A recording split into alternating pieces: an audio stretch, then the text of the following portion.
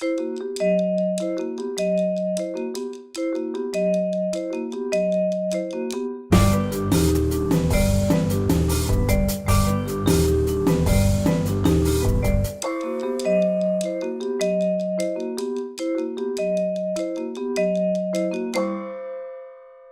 e signori, buonasera, benvenuti alla Casa Italiana zerilli-marimò della New York University. My name is Stefano Albertini, I'm the director of the Casa, and I'm delighted to host this second installment of a series dedicated to LGBTQ theater that we conceived with our partner and theater company in residence, KIT, Kairos Italy Theater. We thought about the things that we could do on the occasion of the 50th anniversary of the Stonewall riots, and we decided that theater would be our approach to it. So a couple of weeks ago, we had an evening dedicated to Italian theater in Italy. And the formula was more or less the same, and it's online, so you can take a look at it. So there were live acting scenes and sets, and there were videos, and there were presentations and conclusions. So the formula is more or less what you can expect also this evening.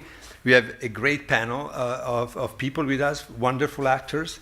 I was very, very happy to see that Italian-American theater is alive. I was last week at the stage reading, very dramatic reading of Frank Avella's latest play, Vatican Falls. And they're hoping to put up a real production, and I wish him and his colleagues all the best for that. So it's a sign that it's a theater that has things to say and that writes issues on the spot, timely and very relevant. I don't want to take away any more of your time because my partner in crime for this series is the founder and director of Kairos Italy Theater, our theater company residence, and she's also the founder and director of In Scena. There is this fantastic theater festival, the Italian Theater Festival, that takes place here in New York in May. You receive invitations and programs and everything else. It's a person that really dedicated her life to presenting Italian theater in New York and to creating a dialogue between Italian and American actors, authors, directors, and so on and so forth. So it's a great pleasure for me to welcome back to the stage Laura Caparrotti.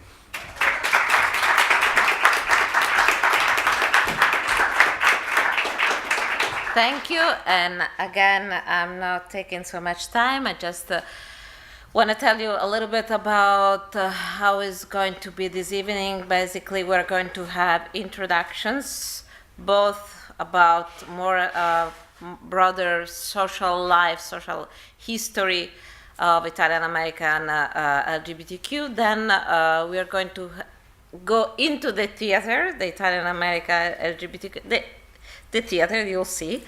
And then we'll have acting, and you have acting, yes.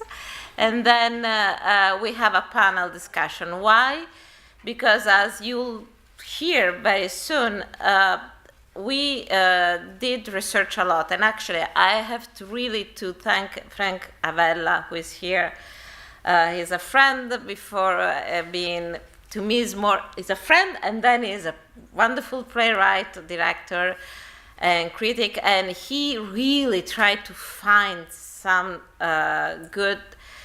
Italian-American LGBTQ theater, there is very little compared to everything else. And so it's going to be interesting for us to really try to talk why there is this kind of absence in this department.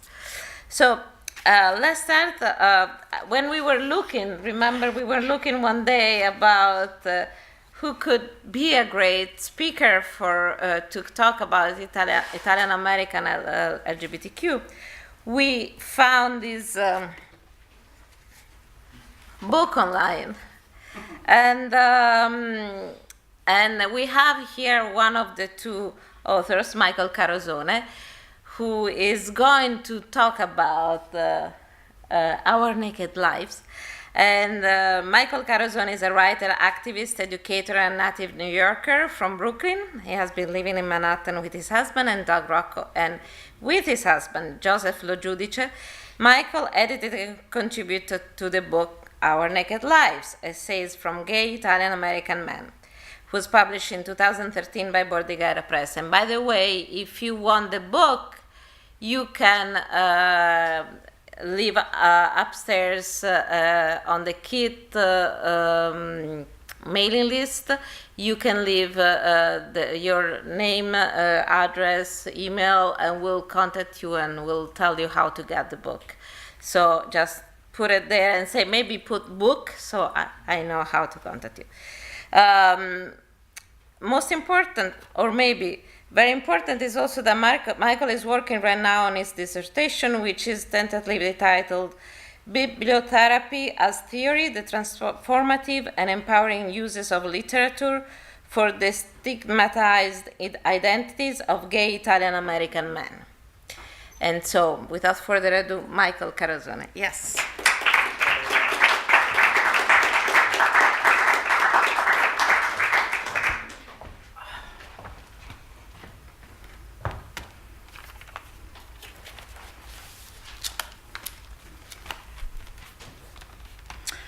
Hello, everyone. Thank you so much for having me. Thank you, Laura, for inviting me.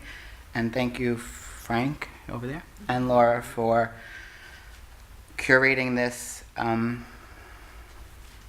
extremely important event. I was not here last month on February 25th for the other event, LGBTQ in Italian theater. But I watched the video, and I want to thank also Laura and, I don't know where he is, Stefano. Here. I want to thank the two of you also for, again, saying the Stonewall riots. A lot of folks don't say riots. They say, something like the Stonewall movement, or even the Stonewall protests. And they weren't. They were riots. And it's really important to use that word. Because oppressed groups have to riot, and they have to fight for their rights. They don't ask for their rights politely. They're not given their rights. And riots make change, and that's the history of our inequality and injustice in the world. And Dr. King said, a riot is the language of the unheard. So the Stonewall riots were the languages of all those unheard LGBTQ folks in the summer of 1969. So thank you very much for using the correct words. Words matter. And thank you for having me. Also, Laura, thank you for being an ally. I watched the video and I heard your story.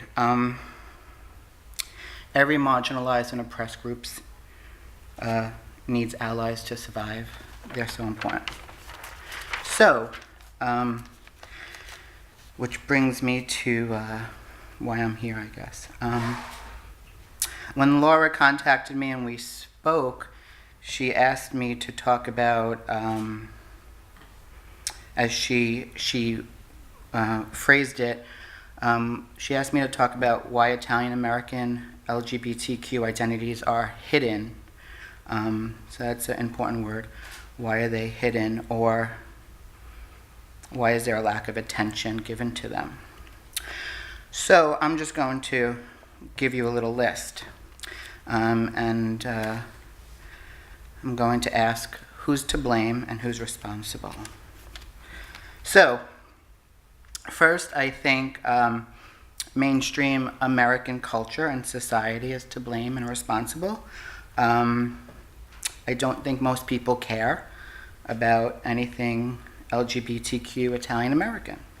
I don't think many Americans care to read about that, or maybe even view it or see it. I think it's really as simple as that.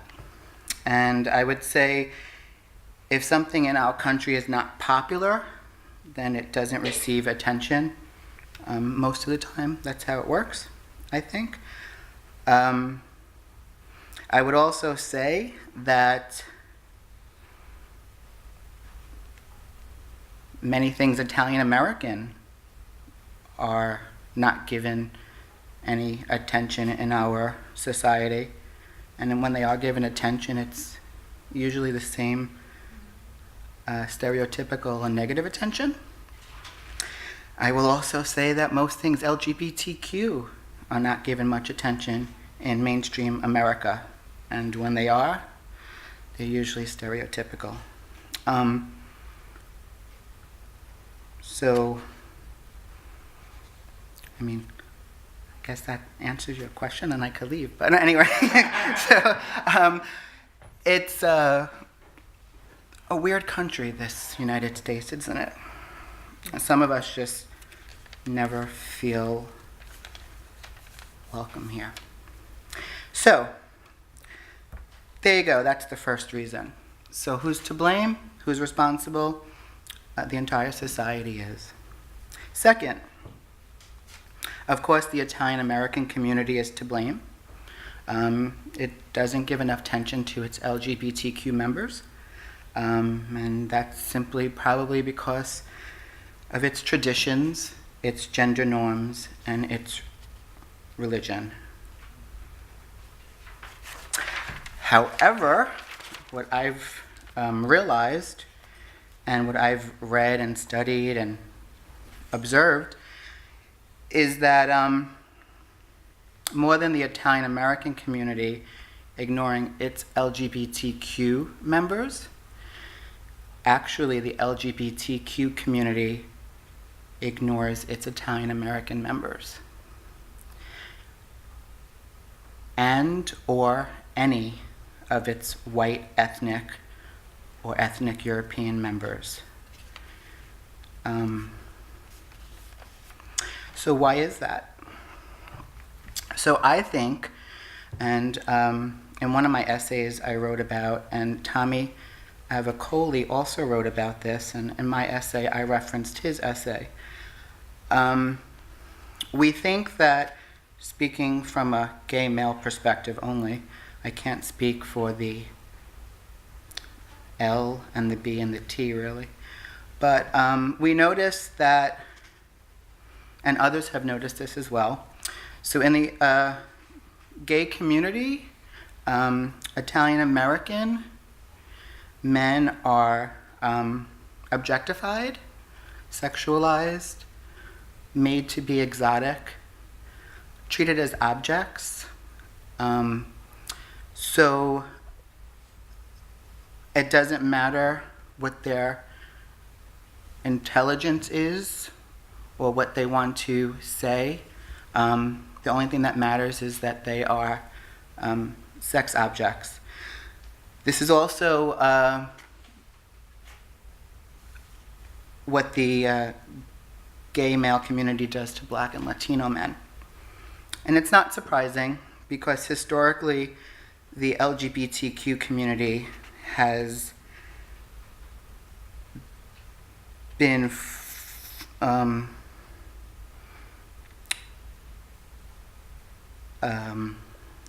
I guess led by the Anglo-American gay men who have controlled the entire community and have had power over the community. And that's sort of the story of the United States, I guess, right? A lot of people forget. The power goes to the Anglo-Americans, right? So,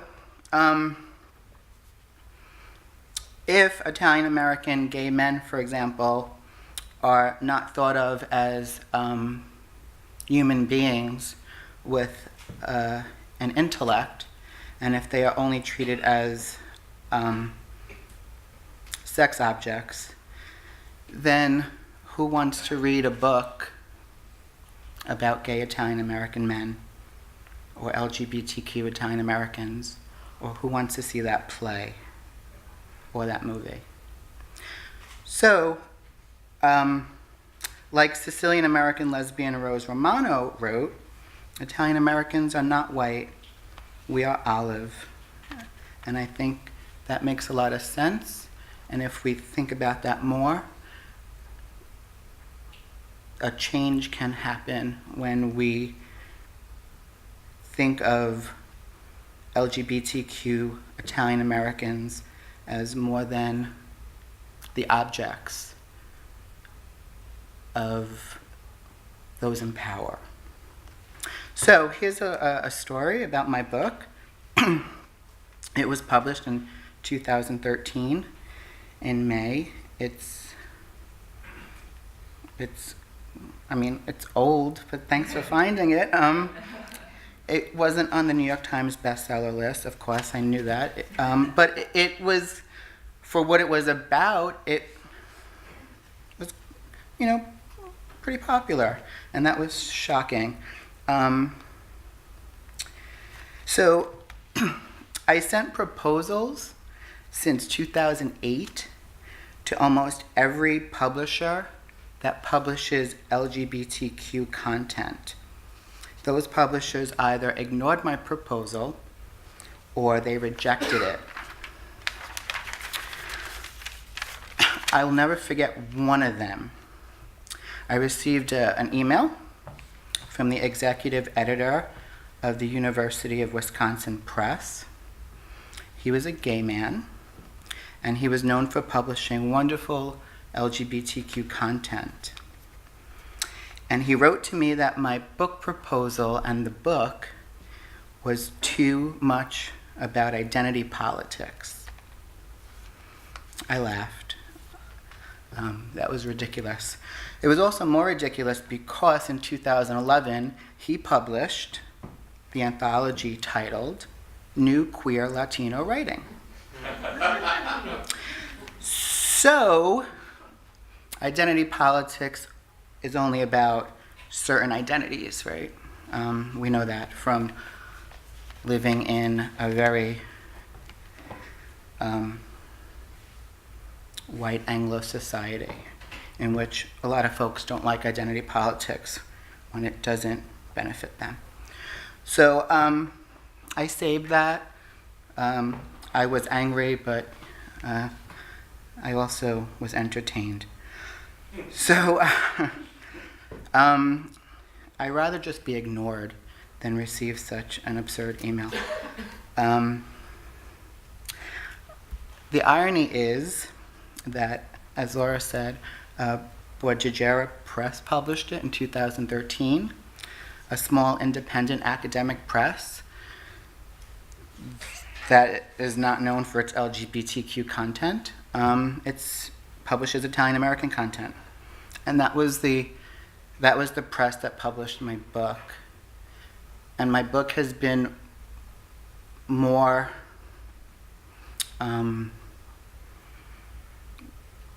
welcomed in the Italian-American community than in the LGBTQ community. So it wasn't nominated for a Lambda Literary Award, but that New Queer Latino anthology was. Anyway, so this brings me to the next aspect that is responsible for the hidden intersection of these identities.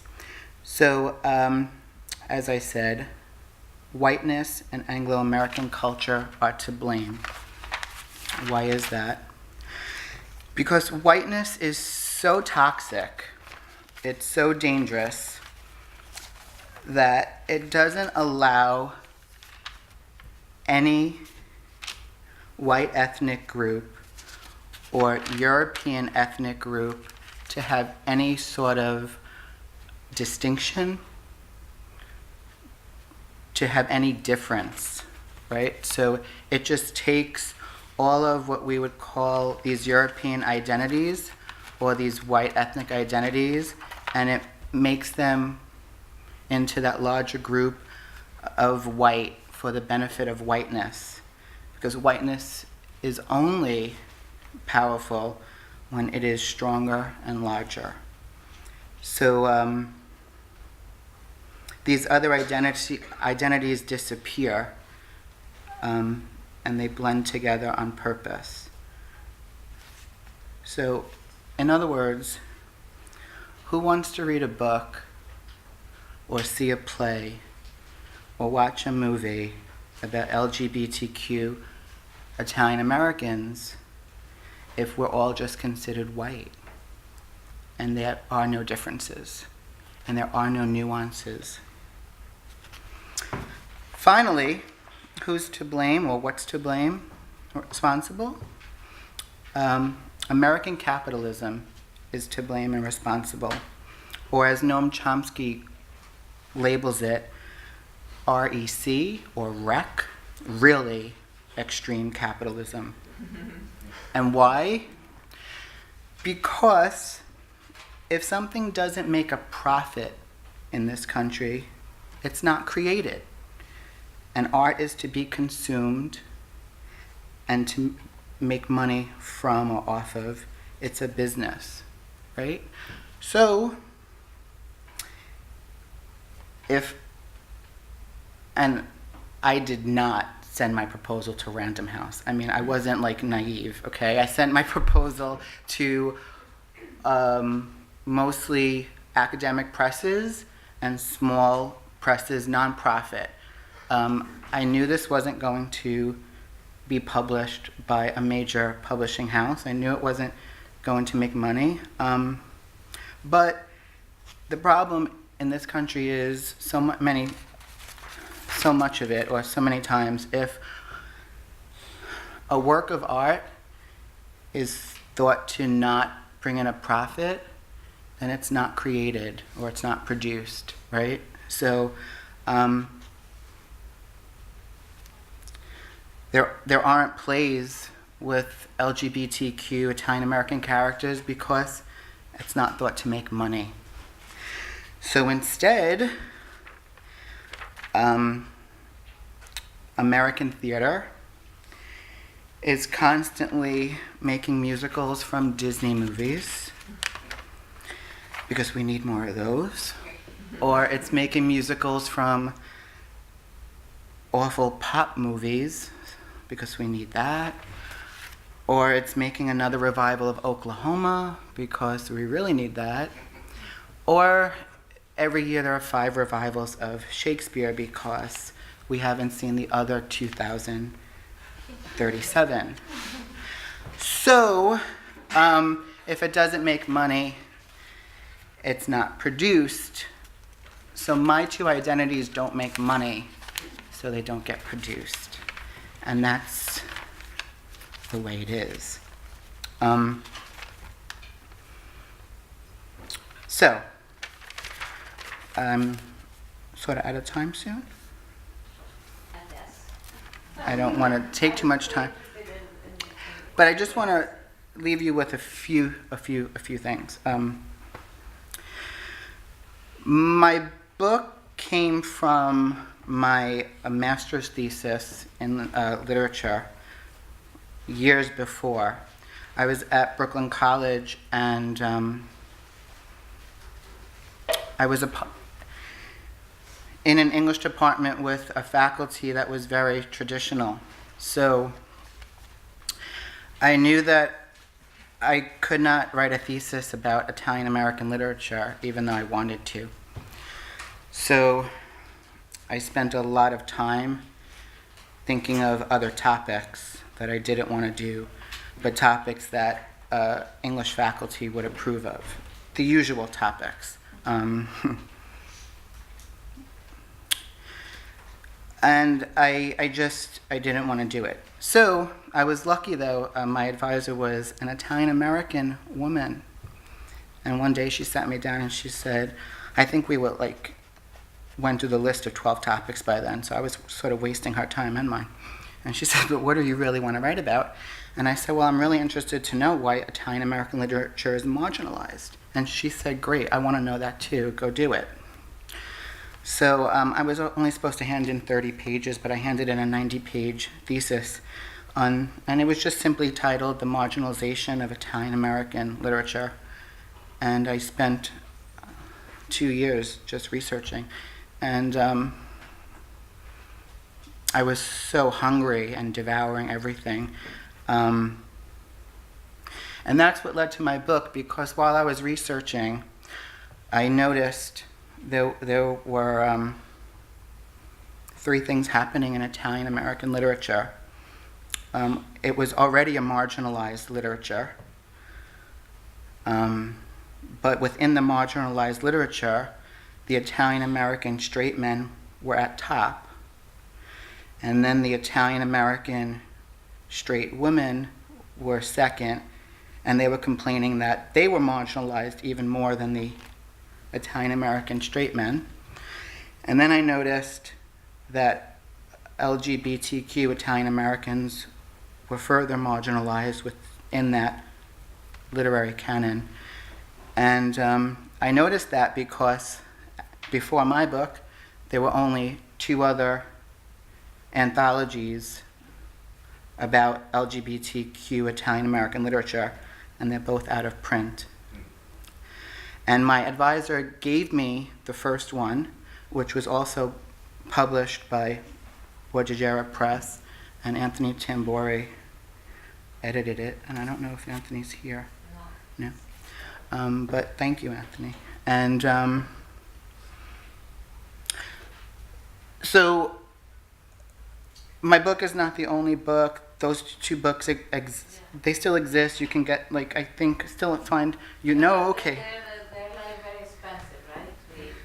So what's great for anything that's marginalized, print on demand is really great for us, right? It makes sure that we don't go out of print. The internet is great for us. Social media is great for us because we get our voices out there. But I'm not the only one who has done this. Annie Lanzolato, the same year in 2013, she didn't publish a collection, but she published her own memoir about being a Italian-American lesbian. It's not only about that, but that's, definitely a lot of it. And she also published a collection of poems. So there's stuff out there. It's just, not a lot of stuff. So I wouldn't say, it's saturated. There's still so much to be done.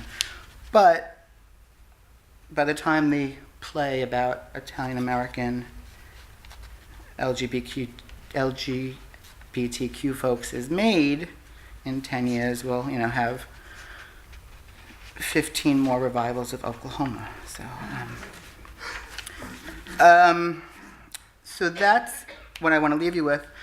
But I also want to leave you with this.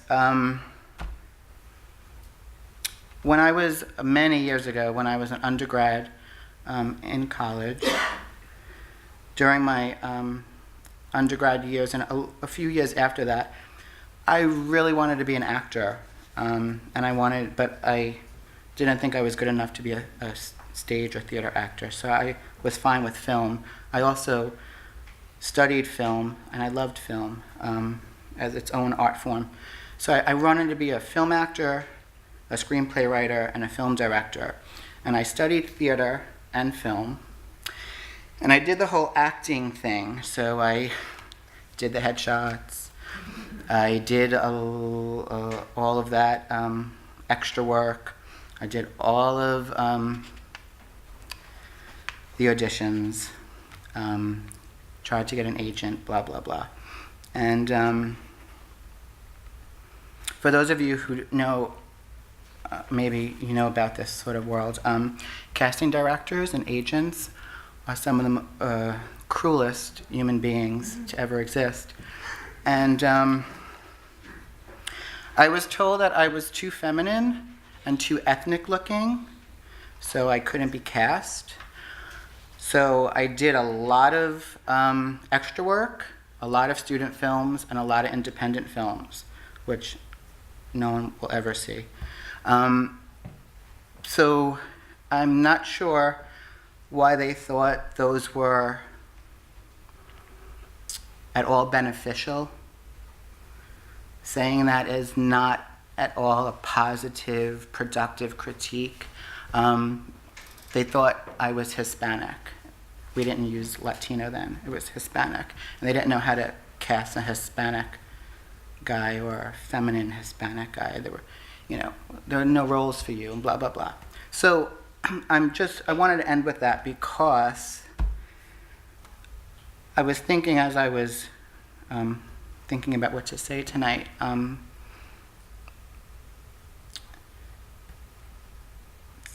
labeling an actor too ethnic looking or too feminine is absolutely absurd. It just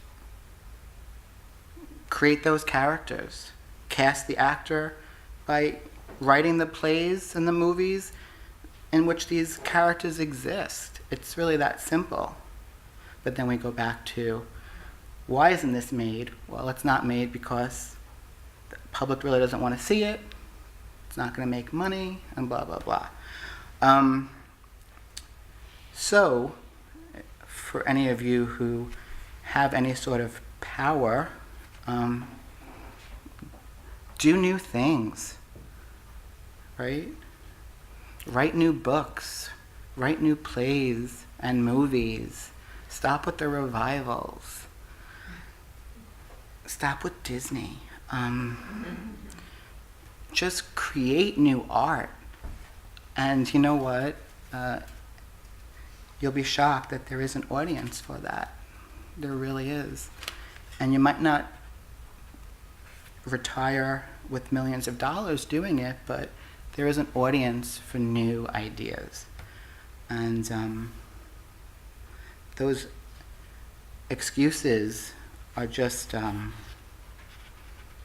they're just unacceptable, really, especially in 2019. So thank you very much.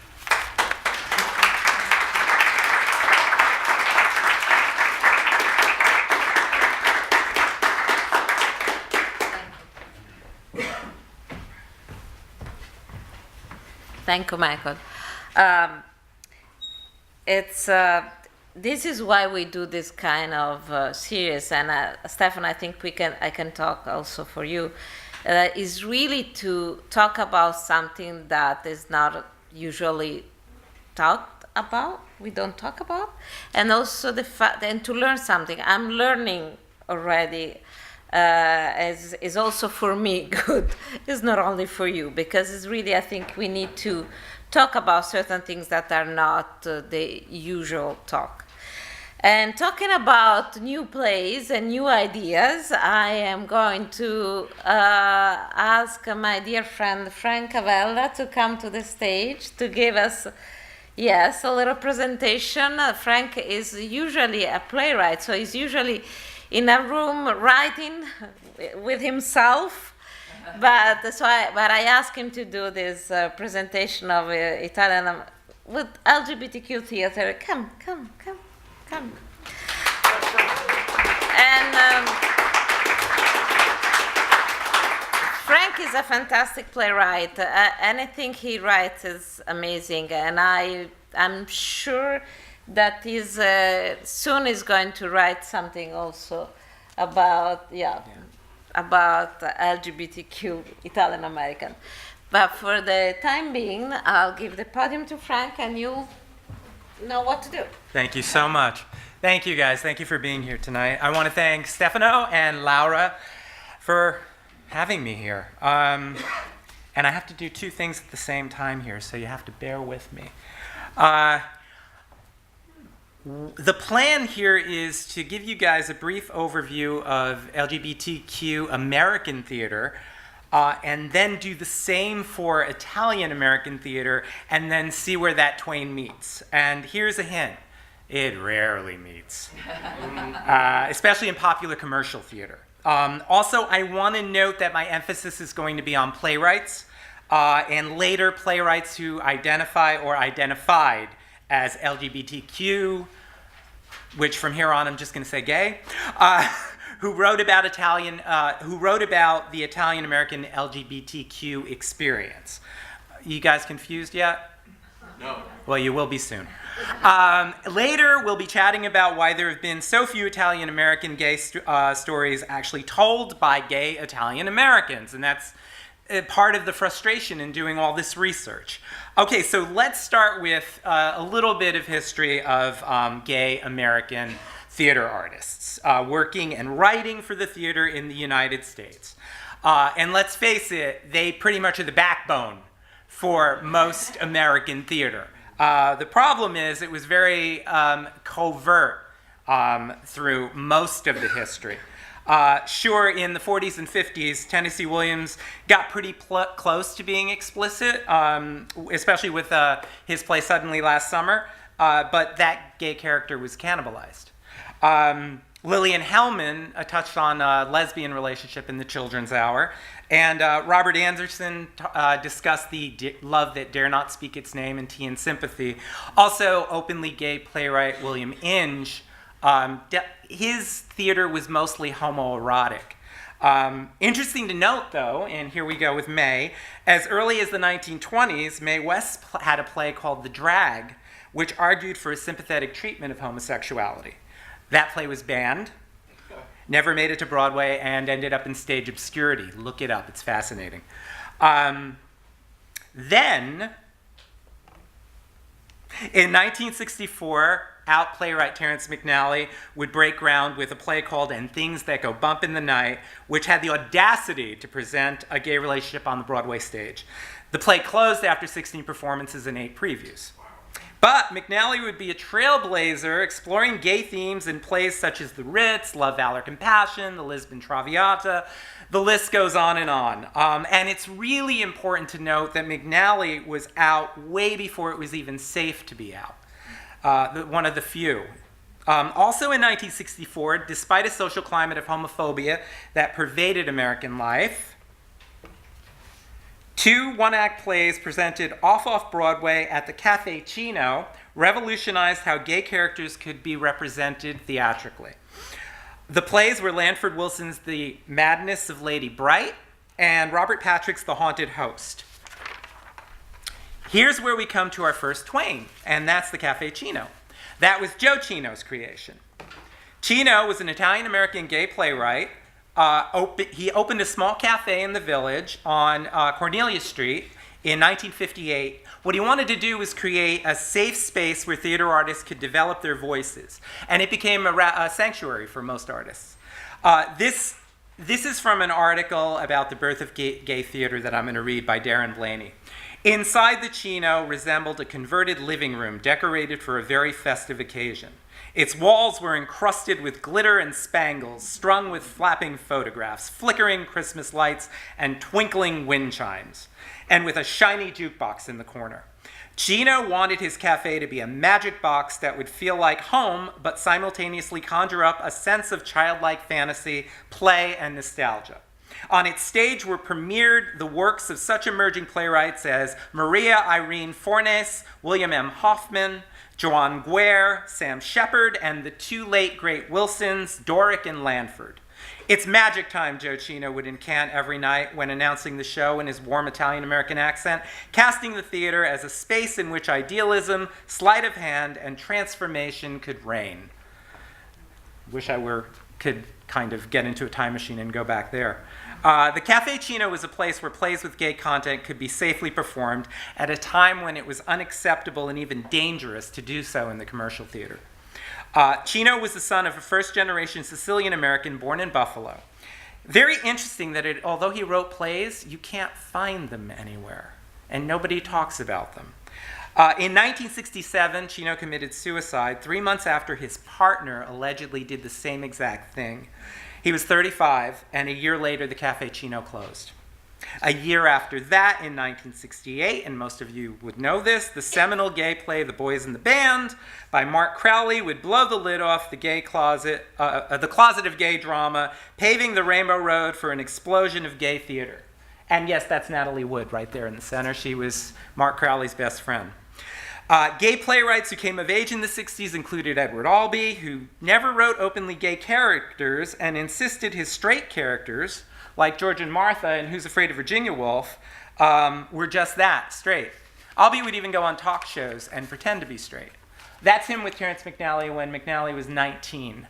And an odd but fascinating little tidbit that I found was that in 1965, Valerie Jean Salonis wrote a play called Up Your Ass. That dealt with gay themes, and she brought it to Andy Warhol and asked him to produce it. He refused. She accused him of losing the only manuscript, and she shot him. In 1967, John Herbert's Fortune in Men's Eyes, set entirely in a prison, dealt rather explicitly with gay themes and rape. And some of the more groundbreaking authors and plays that came later include the following, and this is just a list of some prominent playwrights. Martin Sherman, Bent. Harvey Fierstein, Torch Song Trilogy. Christopher Durang, Beyond Therapy. Larry Kramer, The Normal Heart.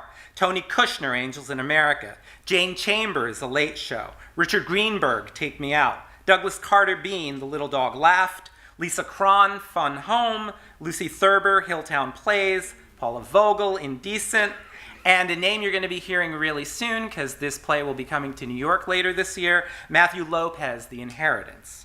I'm sure I've left off many important authors. If I continued the list, we'd be here all night.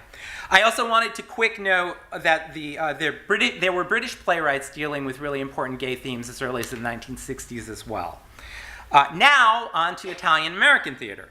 And before I continue, I also want to note that there are a ton of articles that are written about LGBTQ theater artists. There aren't many written at all about Italian-American theater artists, which I found fascinating. Lorenzo di Ponte, who was famous as Mozart's librettist, wrote short plays in the early 1800s, making him the first recorded Italian-American playwright. These plays were written in Italian and performed in his home by his American students at then Columbia College. He became the first professor of Italian at Columbia in 1825. The first Italian-American production was of an Italian play called Giovanna Marni in 1880. In the early 1900s, Italian immigrants in the United States were under attack via anti-immigrant profiling. Sound familiar? They formed clusters, little Italies, if you will, in major cities throughout the United States. Theater was an important part of what bonded these communities. A common place of entertainment for Italian immigrants was a caffè concerto. This was a coffee house that also served alcoholic beverages, my kind of place. Many of these were located in the West Village in New York City, where the Italian theater actually thrived. Italian-American theater was most popular in the 1930s, but became less so after World War II began. Can anyone guess why? Here's where things get weird. While almost all the significant gay-themed American plays were written by gay authors, many, actually most of the popular Italian-American plays were written by playwrights who weren't Italian. Three of the most significant examples, Tennessee Williams with The Rose Tattoo in 1951, Arthur Miller's A View from the Bridge in 1955, and John Patrick Shanley wrote Italian-American Reconciliation in 1988. Shanley would go on to win the Oscar for writing Moonstruck, yet another a film about Italian-Americans, starring not many Italian-Americans, I might add. Most recent example, 2 years ago, is a play called Napoli, Brooklyn, which dealt with an Italian-American lesbian relationship, and that was written by an Irish woman named Megyn Kelly. But there are some noteworthy 20th century Italian-American dramatists, so I'm going to speak about some of them right now. Leonard Melfi, who in the early 60s was part of the East Village experimental group, and he also worked at La Mama. He's known for a play called Porno Stars at Home. Anybody? No. Okay, I didn't think so. He also co-wrote the Sophia Loren film Lady Liberty. Google the story of his death. It's actually sad and really fascinating. Robert Marasco was a horror novelist who wrote a play called Child's Play in 1970 and got a Tony nomination. The play dealt with demonic doings at a Roman Catholic boys' school. It was made into a very little scene Sidney Lumet film starring James Mason, and Marasco wrote only one other play. He did go on, though, to write Burnt Offerings. In 1976, a playwright named Louis LaRusso received a Tony nomination for his Sinatra-inspired play Lamppost Reunion. He wrote very little after that. Also in the 70s, Ted Pizzullo wrote of the Italian-American experience in one-act plays that included April Fish and Skaters. He died at 43 in 1979. Frank Galati won the 1990 Tony for Best Play for his adaptation of The Grapes of Wrath, and then he went on to get an Oscar nomination for The Accidental Tourist. William Mastrosimone is best known for the 1982 play Extremities, which was then made into a 1986 film starring Farrah Fawcett. And then there's Don DeLillo, mostly a novelist, but he wrote the 1986 success The Day Room. What you might notice about a lot of these playwrights who were Italian-American, they didn't write about the Italian-American experience very often. In the 70s and 80s, though, Ken Ulo from Nutley, New Jersey, he wrote a play called Black Jesus, which was produced by Lincoln Center and made a little bit of a splash. He actually wrote 48 plays and became a staff writer on The Golden Girls. He wrote a play called Final Exam that examined a gay relationship, which is curious. I couldn't find out whether he was actually gay or not. Now we arrive at where the twain actually meets with a vengeance, and that is a gay Italian-American playwright who wrote one of the most significant Italian-American gay plays, and just plays in general of the 1970s, and that's Albert Inorato, and the play is Gemini. Born in Philadelphia, Inorato attended Yale School of Drama, and he was actually in the same class with Meryl Streep and Christopher Durang and Sigourney Weaver and Wendy Wasserstein. He wrote Gemini when he was 26. Set in South Philly in the summer of 1973, Gemini is about a 21-year-old Harvard student, Francis Geminiani, his wacky family, neighbors, and the crush he has on another guy. Gemini was controversial in its time for its frankness in dealing with homosexuality amidst Italian-American culture. That was super daring back then. The play was first staged at Playwright's Horizon in 1976 with Sigourney Weaver. It won 3 Obies and moved to Broadway in 1977, where it played a whopping 1,819 performances and starred Danny Aiello, actually. Mel Gussow, writing in the New York Times, called the production exceptional, a spiraling comedy, a cascade of human frailties, fealties, and pretenses. In 1980, it was made into a very little-seen film starring Madeline Kahn. That's him with Durang, and there's the original cast of Gemini, and there's the film, which no one saw. And Inorato was not credited with the screenplay, actually. I think the film was taken away from him. And there were some scenes that were rewritten to make the main characters seem a little less gay. Inorato would return to some of the same themes in Gemini in a play called Coming of Age in Soho. He died 2 years ago. The other significant gay Italian-American playwright is Joe Pintaro. Joe was ordained a priest in Brooklyn in 1958. In 1966, he was granted a leave, and his status would ultimately be withdrawn. In 1982, his play Snow Orchid bowed at Circle Rep, starring Olympia Dukakis and Peter Boyle. It deals with conflicts within an Italian-American family, the Lararas, who live in Brooklyn and are tossed into turmoil by the return of the patriarch, who just spent a year in a mental hospital after attempting suicide. His St. Anthony-worshipping wife, Philomena, has agoraphobia and smothers her closeted gay son. The most famous and potent scene is a confrontation between father and son that's rich with love, pain, and uncomfortable incestuous overtones. The play was dismissed as melodrama by Frank Rich in the New York Times in 1982. There was a revival done in 2015 that starred Bob Cuccioli. Pintaro also wrote The Dead Boy, which is about a church sex scandal, and he dealt with AIDS head-on in a play called Raft of the Medusa, which was done at the Public. Pintaro married his partner in 2013 after 40 years together. He died just last year. Most recently, there have been very few out Italians writing plays that have been successful off-Broadway or even off-off. The three that come to mind are Matthew Lombardo, who writes mostly about divas, Katharine Hepburn's life in Tea at 5 and Tallulah Bankhead's life in Tallulah. Then there's Anthony Wilkinson, who wrote My Big Gay Italian Wedding, which Laura will be showing you a clip from later. And our own Frank D'Alessandro, who wrote Solo Anna and Roman Nights about Tennessee Williams and Anna Magnani. In my work, I've touched on the Italian-American gay experience, not as much as I'd like to, but I'm currently developing a play that's going to finally explore it head-on. We do have a representative of what the future hopefully holds here tonight, and that's an exciting young talent who is gay, out, and Italian-American, writing about all that, and that's Joey Merlo.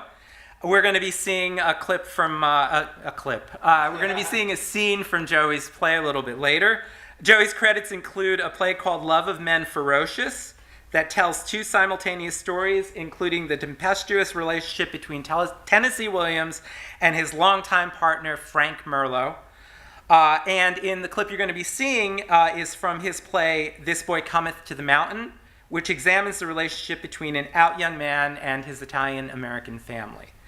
I encourage you guys to seek out the work of these authors, and if you feel I've overlooked anybody significant, let me know during the discussion. Thank you so much.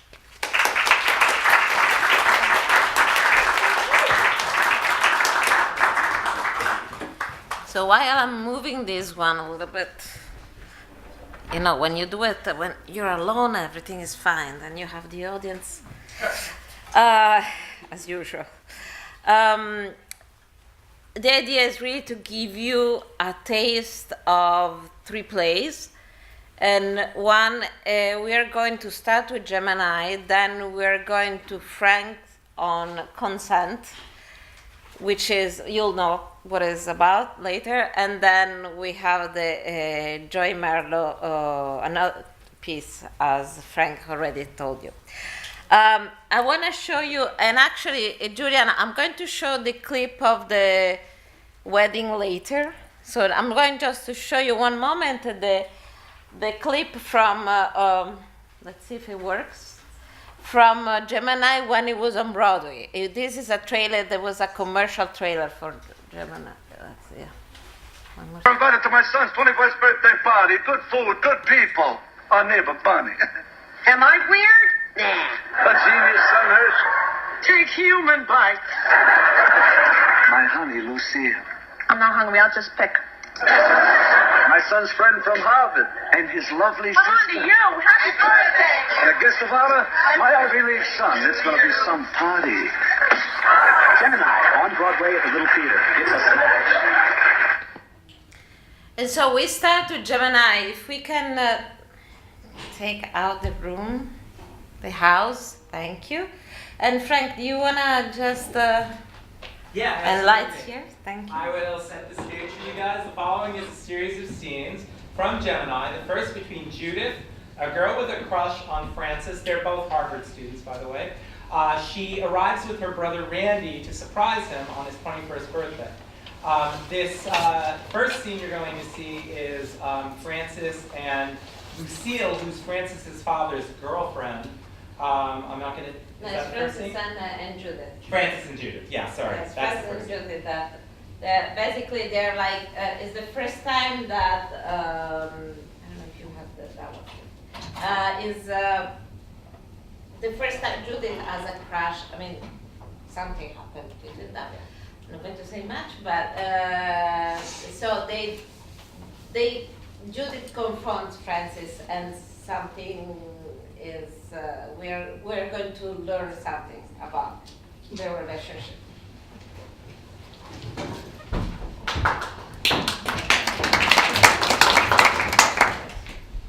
Lucille and your father are, well, you know, aren't they? I don't know. They drink a lot of coffee. Stimulates the gonads. What's the matter? I'm sorry. Sorry about what? You know, I think you are an eternal adolescent, a German adolescent, a German romantic adolescent. You were born out of context. You'd have been much happier in the 40s of the last century when it was eternally twilight. Do I detect a veiled reference to Zweilig by Eichendorff? I took basic European literature also and did better than you You did. did not. I got the highest mark on the objective test, 98. What did you get? My SAT and verbal achievement tests were higher than yours. How do you know? I looked them up in the office. I pretended to go faint, and while the registrar ran for water, I looked at your file. I find that hard to believe. I had the highest score in the verbal at St. Paul's and also in the English achievement test. That's what it said, alongside your IQ. My IQ. Very interesting, that IQ. It was recorded in bright red ink.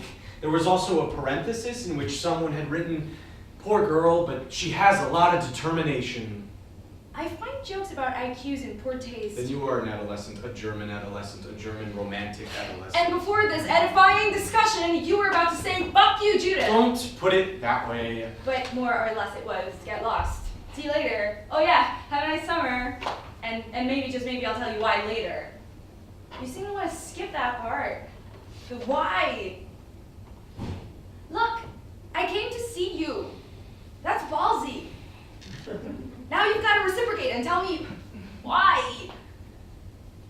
Do I bore you? Do you think I'm ugly? Do I have bad breath? Come on. Hey, Francis, we're just alike. Can't you see that? Yeah. Two overachievers. Really, I know my family's better off than yours, but we're just alike. And there was something last winter, and now you're telling me... Look, I'm gonna be 21 tomorrow. You know, I don't know what to say. Is there a reason? I don't think I can say. That doesn't make any sense. I think I'm queer. Why don't we back up a bit? I said, we're just alike, etc. And you said you were going to be 21 tomorrow. And I looked at you with deep-set sea blue eyes, and you said... I think I'm queer. Well, I guess we can't get around it. But do you want to amplify? I mean, I guess this seems like quite a leap from what I remember of those long, sweet, ecstatic nights, naked in each other's young arms, cleaning. We fucked! Big deal! That's what kids are supposed to do, and be serious. I am serious. Is there a particular boy? Yes. An adolescent, a German adolescent. Not German, no. Do I know him? Reciprocal? It was just this spring. He began to haunt me. We became friends, we talked a lot, played in my room when you were studying, and, well, I don't know, you see, I've had, well, crushes before. I dreamed of him, but it's not reciprocal, no. He doesn't know, but it became more and more obvious to me. I mean, I'd look at him, and then some other boy would catch my eye, and I'd think, you see. Well, I suppose I could start teaching you the secrets of makeup. Well, how do you expect me to react? You seem to think I ought to leap out the window because of it. But it's like you're suddenly turning to me and saying, "You're from Mars." Well, you might be, but I don't see much evidence, and I can't see what difference it makes. I'm talking about you and me, I and thou and all that. All right, maybe you have an eye for the boys. Well, so do I.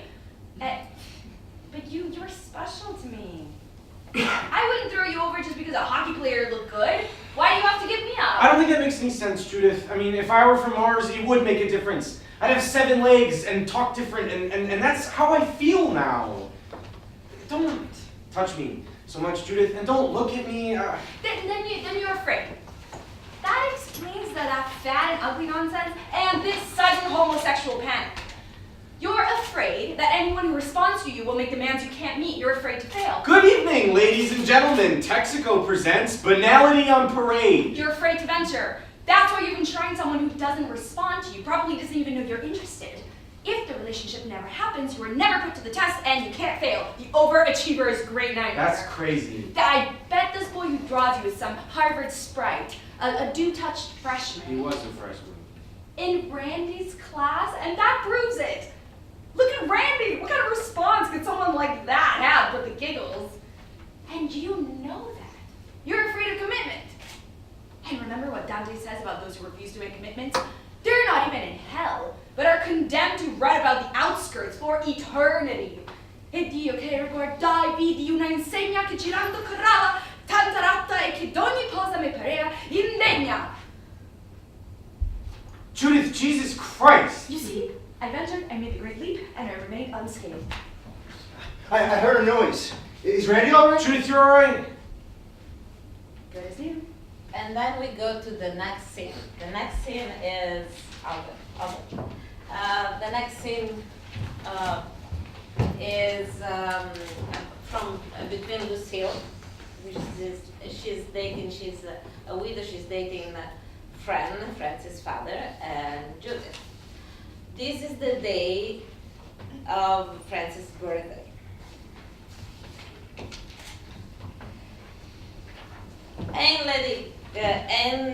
Lady like to go in there.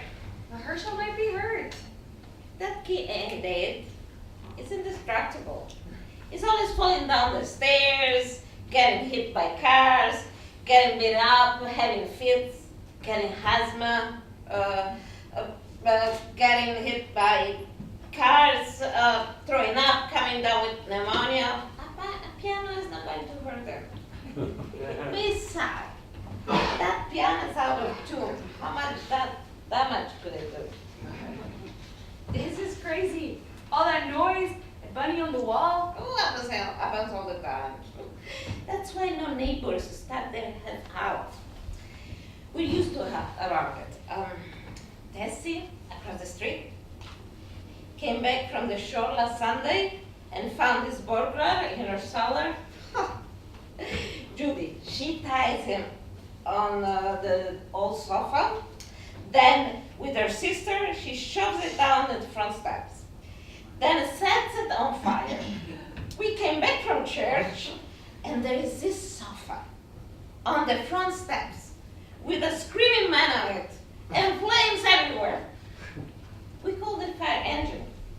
They hose the poor bastard down and rush him to the hospital.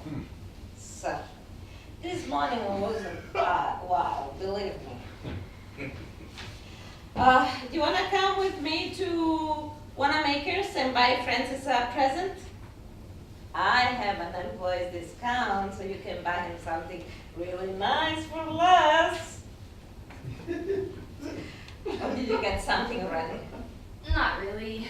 A few joke things. I don't think his kind of things are funny. Yo, Lucille, we got the piano up. You want to come and sing? No, Bunny. Well, I'm cooking breakfast. You want some? No, thanks. How's Herschel? A little purple about the shins, but he'll survive. You sure you don't want some breakfast? No, thank you. You should take some lessons from your brother. What does she mean about your brother? Everybody loves Randy. Everybody, it seems. Well, he's nice looking, that's for sure. But I'm not crazy about him. I never wore much to white people much. You're an exception. You got poise. You have good teeth. They got Francis to play the piano, all those wrong notes. Why are you so interested in Francis when you're so beautiful? If I hear that once more, I'm going to stick my face in acid. Oh, why? Becky, what do you see in him? Why aren't you interested in his father? Oh, I ain't got much choice. I'm not pretty. I'm a widow. Nobody wants a widow. It's like being an old sheep. It might be clean and kept nice, but people can't help noticing. So, I put up with Fred. It's good people, he means well, but you know, he coughs all the time, eats too much, makes noises. You know he's got colitis. And then rashes. Between coughing, scratching, and running to the bathroom, I'm surprised he's got so much weight on him. Oh well, that's my life. But Francis? Like father, like son, remember? Oh, I don't know. We talked yesterday, and I was up most of the night thinking, why? All the possible bad reasons started cramming themselves into my head. Perhaps I have sensed it all along, and I was attracted to Francis because he was. Well, just because he's the way he is. You mean queer? shot. I know what queer is. I had a long talk with my son, Donnie, about it before he went off. He's at Yale, pre-med, ran for scholarship. I warned him to be careful. My friend, Dan, his husband, he's a food doctor. They met in a single bar. Then they got married because he had corns really bad. Well, he told me. Yale puts out a lot of queers, together with lawyers and doctors. But Donnie got a girlfriend, and though I think she's a pig, I guess it proves he's got some interesting girls, right? But Francis, wow. Fran and me had a long talk. He's afraid for Francis. Well, I think Francis says, there's NMB and no girls around, except to sell cookies. That's why Francis was so happy to see you and wanted you to stay, even though you wanted to go. Send a man to have a queer for a son. I mean, I guess Fran would rather he was queer than handicapped or dead, but still, it's hard. Well, I thought that might be why I was interested. He'd be safe then. But I don't think so. He and I are really alike. You see, neither of us makes contact with people. We both goof a lot, but most of the time that's all there is. And there are other reasons. Just where I am, I'm a romantic, I guess. And I assume there is something worth doing. That active is better than passive, but I feel on the edge of falling or freezing. When I was your age, what on? Well, maybe it's harder for us now. The war's over. No one much is ethnic anymore. There aren't many jobs. When there were marches and strikes and moratoriums, people didn't think much about the future. They were distracted. Sort of a hippie bread and circuses idea. Yeah. And no one had time to worry about how they'd live 5 years from now. It was all now. Everybody could be a hero, occupy a dean's office, publish his memoirs, have them serialized in the New York Times. With a small print. And you have to wonder, all that energy and that courage, was it just adolescence? Sometimes I'm afraid, I'm just afraid. Maybe we're at the end of the spiral, which people once thought was endless. Maybe it's running out. I don't want it to be over. Francis is afraid too, but together... I'm sorry, I'm not making any sense. I didn't sleep much. But you didn't buy him a birthday present. Is that important? It's vital. It's the gesture. No matter what it is, but you got to make the gesture. It shows respect. It shows you're serious. No birthday present? And he's got a right to wonder if you mean it. It's like an outward sign. You just can't go around saying, oh, I need you, I love you, and then ignore them on special occasions. Don't make sense. So you buy them the birthday present, send them the card, go visit them in the hospital, you bake them a cake.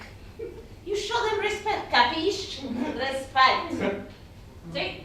But all you can do is try and hope. That's how I got to my husband, may God forgive him. And may he rest in peace. You really like Francis? Come on, come with me to Wanna Makers. We buy Francis a present. We cheer ourselves up.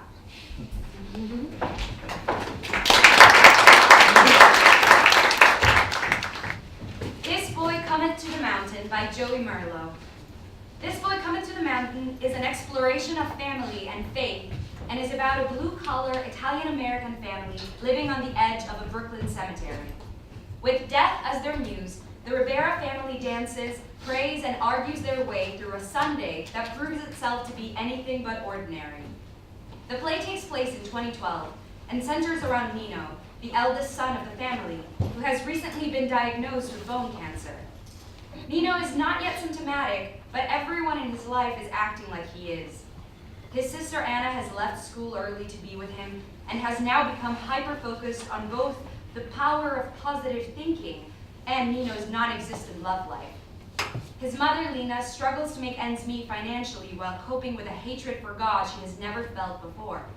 And his father, Angelo, has converted from a Catholic who goes to church on Christmas and Easter to one who litters his son's room with saint statues, leads prayer groups, and spends money he doesn't have on dozens of weekly novenas. Tensions are running high in the Rivera family when a downpour begins and a sudden and unexpected visitor with a black eye shows up at the front door. Hey. Hi. Here's a change of clothes. Thanks. The bathroom is down the hall, and Dorian has his pants down. Oh, sorry. Should I? No. You're fine. Thanks. You wanna, like, smoke some weed or something? Nah, I don't smoke. Oh. I gave it up. Yeah, maybe I should. It makes me anxious. Anxious? Like, nervous? I know what anxious means. Oh, I know. So my sister found you on that dating website? Yeah. I'm sorry if this is weird for you, being at our house and everything. She told me your parents were gonna be here. Well, I don't think I would go to some random guy's house, especially with his family there. You know what I mean? I recognize your picture. You did? I know You do? We went to high school together. Oh, yeah? Yeah, we had Miss Goldman for science. Oh, yeah! That's right! Mrs. Goldman, didn't she have like a third breast or something? It was a lump. What? She had a fat deposit. I didn't realize. It was real sad. Her lump. That she couldn't get it removed. She should have. She told us her parents gave her two options. A, get it removed, or B, go to college. What kind of choice is that? They couldn't pay for both. Huh. Choices. Yeah. Hey, you were real smart and shit. I think I was pretty average. No, you were real smart in that class. Thanks. You go to college? Yeah. I just graduated from Pace. I commuted. How was it? Good. I wish I didn't have to live here, though. I'm still at home, too. How's that? It sucks, man. Yeah. What was your studies about? I studied to be an architect. Why ain't you? It takes time. I'm working on finding a job, but I was thinking about going back to school. I don't know. Oh, you should. You should do that. Your school's good. Did you go to college? Do I look like a fucking idiot to you? No. Sorry. I did not mean to. No! I'm sorry. Sorry, I'm a very tense person sometimes. I didn't go to college. You're funny. What do you mean by that? I'm nothing bad. You're interesting. That's what I mean. Thank you. Do you mind? What happened to your eye? Do you mind me asking? My dad did it. Oh God, I'm sorry. I didn't mean to. That's horrible. Well, you should see how bad I fucked him up back. Oh God. He looks much worse. God. I'm kidding. I would never fuck up my dad, no matter what I did. You can't fuck up your father, you know? Yeah. Do you guys fight a lot? Kinda. I can't imagine my dad hitting me like that. That's bad. Well, different strokes for different folks. Yeah. I wouldn't take out the trash. He gave you a black eye because you wouldn't take out the trash? Dog! It smells like shit in here! How many fucking times do I gotta tell you to take out the fucking trash? Door, how many? Door? Yeah, it's like a nickname. I don't fucking care what you gotta say. You take it out. I worked all fucking day. You better respect me, Door. Respect me under my roof or find another. Fuck you. Fuck you. Fuck you. Fuck you. Fuck you.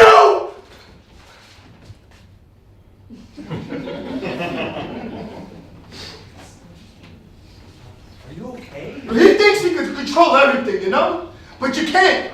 You can't control anything in this world. What does your mom say? My mom vanished. Oh, I'm sorry. Yeah. Life. What do you mean by vanished? You won't believe me. Try me. It happened. And right before my eyes. I was looking right at her when it happened. She was there, and then she was gone. Literally? Yeah, vanished. Into nothingness, like. Wow. Oh, you think kidding. No. You think I'm lying or something? No. You think I'm crazy? Like a loon? No, I don't think any of those things, Thor. Oh. Thank you. So, is Nino short for something? Yeah, it's very Italian. Are you Italian? Sicilian. You in the mob? Not all Italians are in the mob. Yeah, but you said Sicilian. True, but no. So, what's your full name? Antonino Rivera. Antonino Rivera. That's pretty. Pretty. Yeah. Thanks. You know, people called you a fag in school. What? I heard one guy say it on the stairs. Not their face, but they did. Oh. I fucking threw him down the stairs that day. And then I go down, I pick him up by his collar, I push him up against the wall, and I say, "You watch your fucking mouth!" You really did that? Yeah. Why? I don't know. I used to think no one knew. Like, I tried really hard. I made my voice deep. I tried not to talk to too many people. I didn't know they knew. No, I think I did it because I was too. I was like you. Yeah. But nobody knew, you know? Nobody really knows. Yeah? That's why I went on this website. I can't really meet people. Plus, I don't got a car right now, so you were close. It was nice to see a familiar face. Thanks. Dorian notices a table with saint statues and holy candles near Nino's bed. What is all this stuff? Oh, my dad puts them in here. He's very religious. No way! What? You got an N64? Yeah. It's so old, but it works. Oh, I love that shit. Do you want to play? Sure, but I have to warn you, I'm the best. I mean, I'm really fucking good. Get the fuck out of here. I am. I will fucking kill you. No fucking way you was better than me. No fucking way. We'll see. End scene.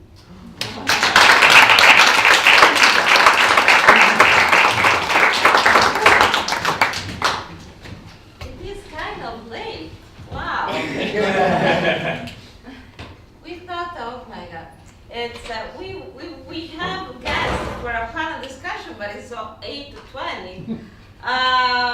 Do we want to do something? Because we have Franco and Joy here that came. I didn't realize it was so late. Okay. So if for 10 minutes, but can we have a panel discussion? Yes. Yes. Come.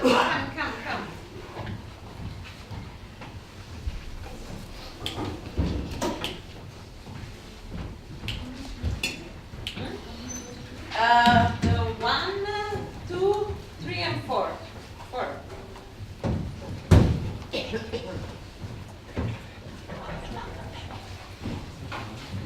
And I'll start.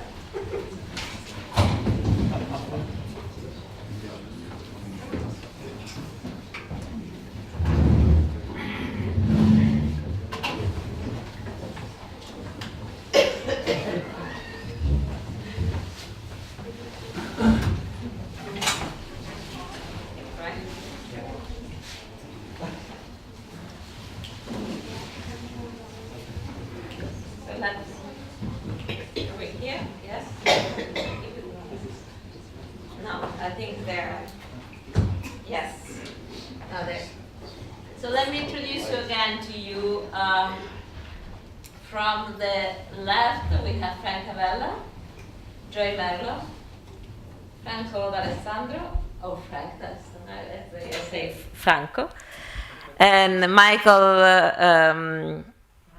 Carosone. And so let me just start to say, Joy and Franco, what is to you to be, as we heard Frank and Michael, what is to you to be Italian-American playwright? And you write about you know, being gay. Did you ever write something I did, on? We had something many years ago. Can you Sure. A stop? play of mine called The Shattering, which was examining not only AIDS, the wake of AIDS, but the difference between Italian-American and Italian, the immigrant versus the first generation, with a mother who's mourning the loss of her son to AIDS. And we did it at the Cherry Lane with Olympia Dukakis directing and playing the mother. But it never got off the ground. There were a lot of people who, as was said earlier, it was shocking to think that there wasn't much support for that. That was back in 2001, 2002. Well, they had to do another revival of King Lear. Yeah, there was a Disney production to be done. So anyway, I do have hope for that play again, so maybe you and I can even talk about that. But so yeah, going back, and even a play I wrote in the 90s had a lesbian character in it, and I was actually pressured to kind of remove that and just not deal with her sex. She was an Italian-Immigrant lesbian. It was called The Song of the Crickets, and later became called Beauty of Exile. But so anyway, before age. And that play was supposed to be off Broadway, off It was done at Here Theater. It was done at Here Theater, okay. yeah. And it had a nice, successful run, but you know, again, there wasn't a revival of it. So I think the Italian-American experience, my opinion is that everything gets exaggerated in the immigrant experience, and so Catholicism, tradition, and masculinity, and all that stuff gets so overemphasized and warped and twisted, and so becomes this other thing, you know. So I think that's a lot of that's at the root of why we have such a hard time getting our work produced. Joy. What's the question? The question is because everyone said something about being Italian-American and being a playwright and writing about LGBTQ. What is your experience and what do you think is hard? Is what? I guess it's funny that I haven't really thought about it much, and then being invited to come to an Italian-American LGBTQ event, I'm like, oh, that's a thing. So I fit into this thing. And I never thought of it that way. But writing is something I've always done, and it's how I came out to my dad was through a play, and so I feel very connected to it that way. I wasn't out to him when I was at NYU in my last year of school, and we had a very tumultuous relationship, and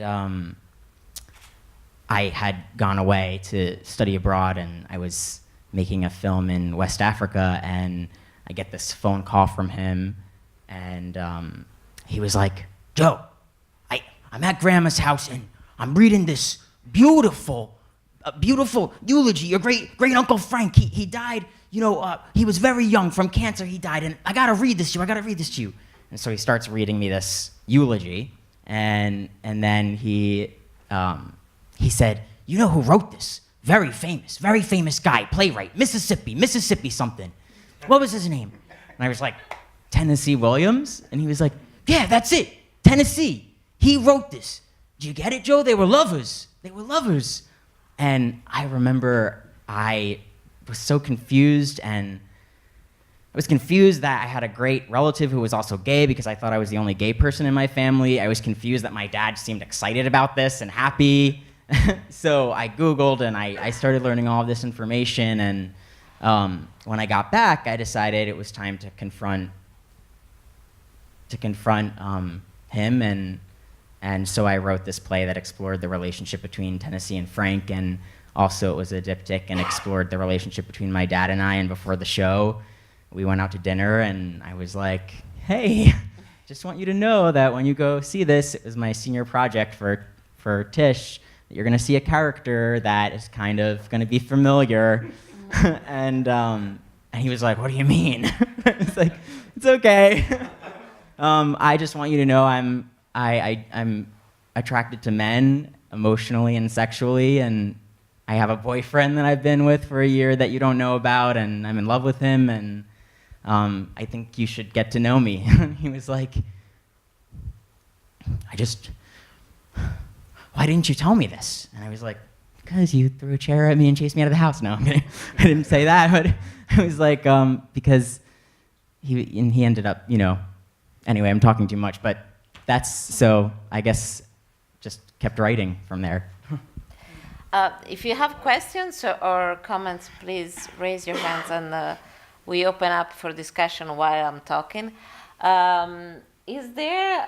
Do you find that there is, in any case, an Italian-American theater? I know we heard the history, but do you feel like you are playwrights mostly and as someone who is writing so much and researching so much, there is something that we can say is a Italian-American theater, or is something that is mostly, sometimes the stereotype that happens on stage, and also, as you said, the Italian-American have certain kind of qualities and traits, and they're Italian-American, so do you feel that there is really something that we can call an Italian-American theater?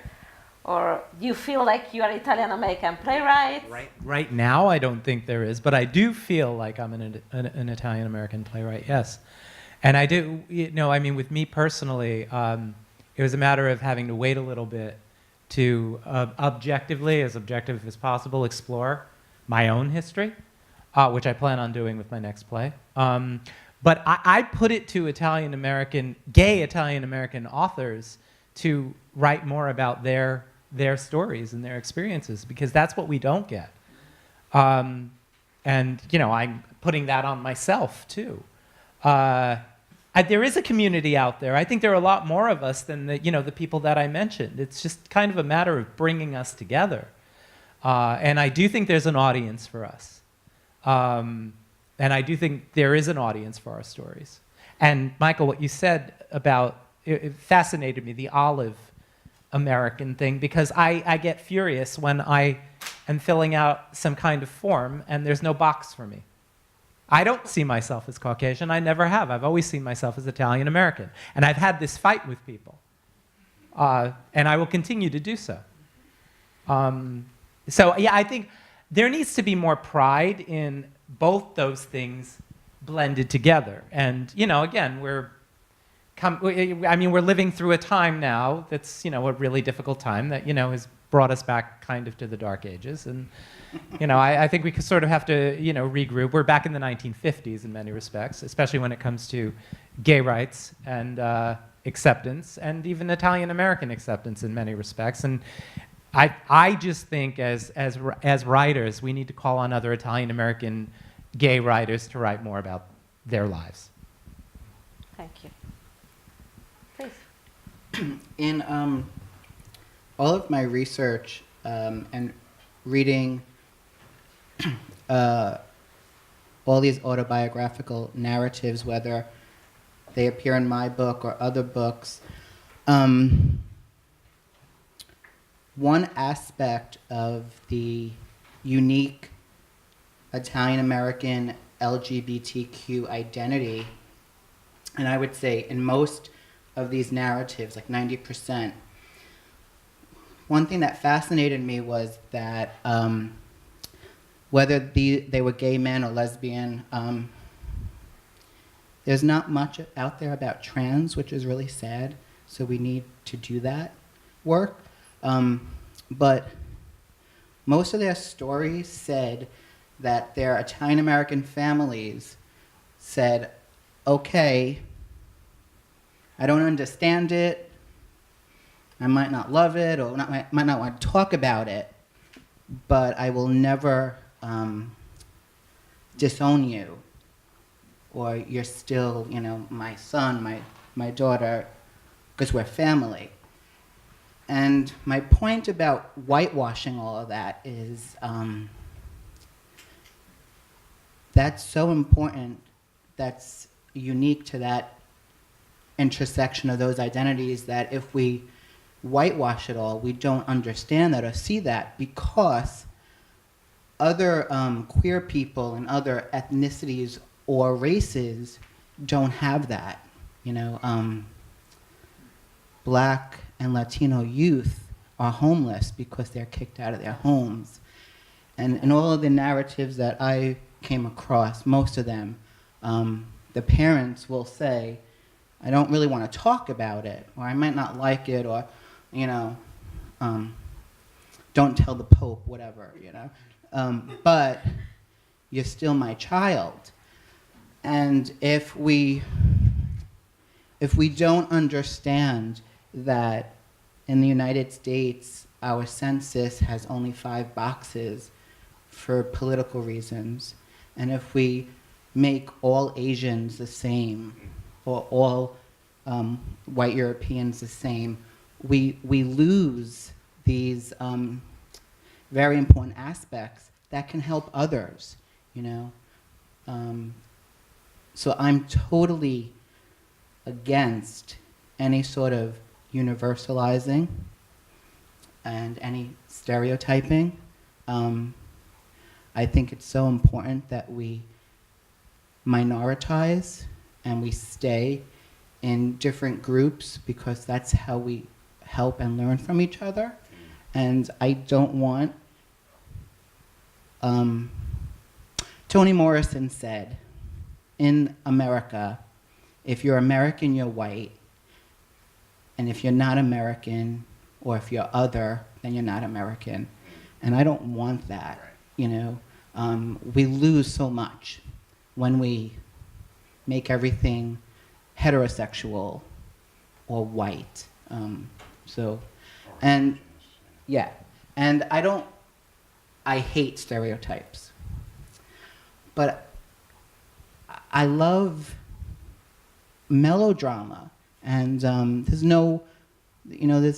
nothing wrong with having Italian-American melodrama. And Michelangelo Signorelli, in one of his old articles, described his Staten Island Italian-American family, the women and men, the straight women and men. He wrote about how they were drag queens because they were so loud and colorful and operatic and theatrical and dramatic. And I love all of that. I just don't like when it becomes a flat or one-dimensional, you know, cartoon character. That usually is what happens with Italian-American stuff.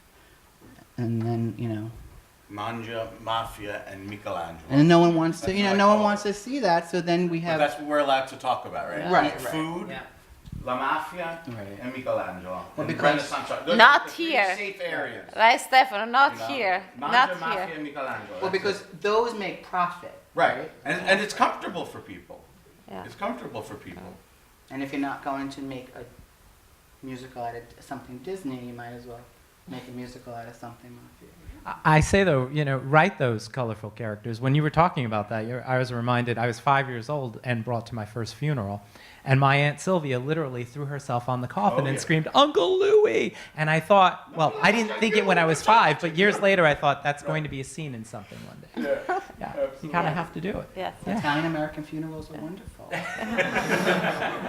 But they are. They're operatic. They're drag performances. And it was a wonderful article that no one probably read or will read because it's just, it's lost somewhere in one of his books because, you know, that's the way it is. Well, I'm sorry, that brings up the notion that we need to support one another. Yeah. You know, we need to come out for one another. We need to be audiences for one another. I think for so long, Italian Americans wanted to fit in. That was absolutely the priority. Losing the language, losing your ethnicity, losing your identity, changing your last name, getting rid of vowels. And so for so long, that was our legacy.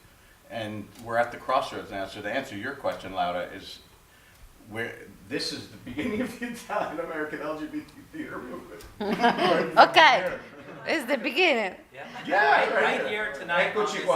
Eccoci qua. Do you have any questions, anything that you want to ask to our panel?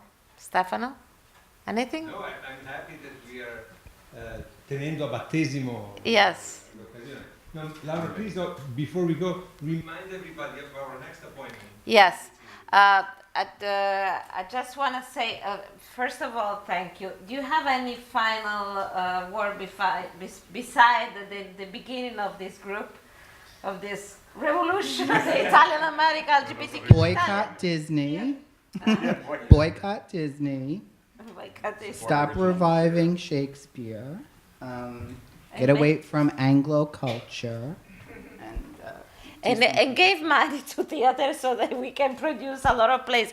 Every time I do these events, I discover new plays, and I want to produce all of them. It's impossible, but it's like if you can read, all these plays and all the plays that these wonderful playwrights wrote. Gemini is fantastic. It's well written and it's funny. And as I said, is about being gay, but it's not like a tragedy. It's like, yeah, well, whatever. So, and it's true, you're my son. It's really money. And then we'll produce everything. We'll even buy a new theater next to Casa Italiana and we'll start our season, right? A final word, anything that you want to say? What is next? What is the next Italian-American LGBTQ play? I'm working on a play. I had a residency off-Broadway at the Abington Theater, and I was developing a play called Arancini. It's about my nonna's life. It's about many things, intergenerational trauma, and this family dynamic. It's kind of inspired by my nonna who passed away 2 summers ago. And when we were growing up with her, she was a very magical, was a kind of presence, and she took care of us a lot, my sister and I, when we were pretty young, and she was always seeing ghosts and holding seances, and always making arancini for us, which we demanded, which so good, and it's really hard to find any outside of Sicily that compare to hers. She's from Sicily, and the play kind of began looking back at this time when I had these memories as a kid where I would see these things that she saw, these people, and these, weird things that would happen. And later on, she was diagnosed with Alzheimer's, and it was a rare form of Alzheimer's, one that begins with hallucinations as early as your 40s. So I started to question that, what was real and what wasn't. And the play explores that, but it explores also through trying to, figure out, look at that question, I was talking to people who are still alive, her friends who are in their 80s and 90s, and who really uncovered her life, because she was very mysterious. She never talked about anything, and I was able to just find out all of this information. And so the play then begins to, in the play it's a mother and her 2 daughters, one of which is trans, and they are rediscovering their nonna while making arancini, and they kind of take turns stepping back into her life and playing her throughout her life. But what you start to see is that her traumas have trickled down into their lives in different ways, and so it's about dealing with the presence of that. Fantastic. Thank you. Frank? I am working on, I could use a residency right now if anybody wants to offer me one. I'm working on a play that I'm finally able to write that is semi-autobiographical, and it's called tentatively right now La Famiglia. And all I'll say about it is it's about forced assimilation, which is something that my mother came over from Sicily, and my mother was forced to assimilate by all of the other Italians literally off the boat around her. And it's astonishing to me how well she fought it in her way. But yeah, that's coming up next. And I do want to write more about the culture and the experience of being Italian-American and gay, and where that works its way in. Franco? So I have a triptych of plays called The Museum Hours, which looks at the kind of transformative power of art. So it's all set in various museums in Florence, and it deals with lots of different LGBT issues, polyamory, bisexuality, fraternal incest. It's pretty chock-a-block. But looking at what art does to us. So it's definitely qualifies as Italian and LGBT. And Michael, you don't have a play, or you do? Michael shouldn't be here tonight. I'm writing a dissertation. Okay, no, you're writing a dissertation. No, Michael, you tell everyone, leave me alone. you better keep. I should be writing a dissertation. Michael, you better keep your original promise to be an actor, at least a person of theater. So we might have your play too. Michael's too old. No, come on. And I'm done. since we hold this baptism here of the LGBT Italian-American authors, as godfather and godmother, we have responsibilities. And our responsibilities will be, if you ever need a venue in which you want to read one of your plays to a small group, a large group, possible producers, benefactors, just get in touch with us, because as godfathers and godmothers, we have this responsibility, we feel it, and this is our commitment publicly to all of you. Thank you very much. Stefano, thank you so much. Thank you. And to conclude, April 15, we're going to have a very unique event where there was a submission process for 10 minutes plays on LGBTQ issues. And from all over the world, we're going to have, there was supposed to be 12, now that we have 13, from Italy, US, and Turkey. So we're going to have all in English, don't worry. And with different directors, different cast, and then the audience is going to vote the best three, and the best three are going to be semi-staged during the opening night and show at the opening night of In China, which is April 29th, and it's going to be here. So, and last but not least, I want to really thank Stefano and Casa. This event, I have to say, it's was really interesting for me. I know we didn't have a great audience, and there is one thing that I like, even though it's maybe not many people like that, but it's to start something. When we thought of this series, of course, the first is Italian theater. It's easy. It's my theater, so I know it. And then we said, what do we do next? And Stefano came and was like, why don't we talk about Italian-American theater, LGBTQ? And I was like, oh, okay. And, I know these wonderful playwrights, and it's something that needs to be talked about. Not because we want to label. Actually, there was someone on Bill Maher, an author, that she wrote about a book about labeling.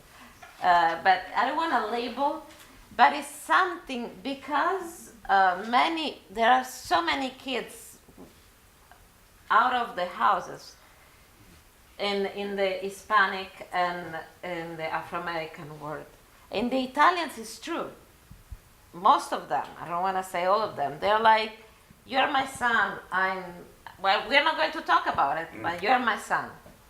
And so it's something that instead it needs to be, I don't think that we are going to start a revolution, but I hope that with this, we start talking about, because it is important, I think. And even if we are very, if it's not like the big crowd, but it's important that we start to talk about, to talk about, and it's not only is the memoir, we've talked before, the memoir is important, but again, the memoir stays within. Theater is going to show you something. And that is what is important, is it becomes something that people who doesn't know you, or is not interested in your memoir, or is not interested in knowing something about Italian-American life and reading it, is going to go to a theater because I know the actor, because the show, they say it's fun, or that, and they start to see something different. And that is very important, and I thank you all for what you do, because it is important. And thank you so much. Thank you.